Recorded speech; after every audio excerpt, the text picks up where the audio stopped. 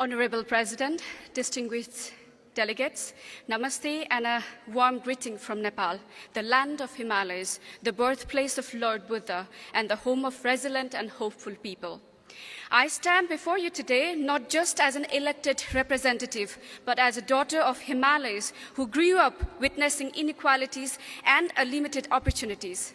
But today, I proudly represent a society that is moving forward, one that is learning to value inclusion, justice, and dignity for all. I have seen changes. We are walking on a path that leads us forward step by step with hope, determination, and new generation, courage, and unwavering commitment to inclusion.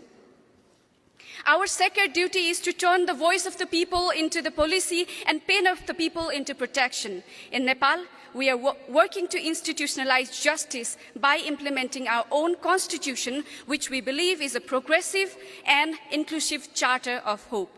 But drafting laws alone is not enough. We must build a political culture grounded in empathy, accountability, and inclusion that truly reflects the need of aspirations of the people.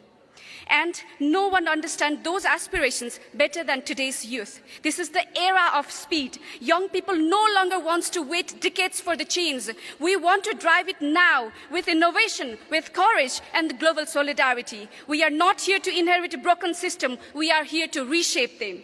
And the urgency, we feel it not just about development, it's about peace too. At a time when parts of the world are falling into war and division, we, the youth, offer another path, one of the peace, unity, and shared humanity. If young people are empowered to lead, even the war can become a history, because we believe in the building a future, not destroying it. We want to protect this planet, not just for ourselves, but for our generations to come. Let us lead for peace, for people, and for the planet. So I urge this assembly to let us bring more people into politics, into parliament, into decision-making positions. We youth can lead, we can bring fresh energy, bold ideas, and the speedy results the world needs today. Thank you. Namaste.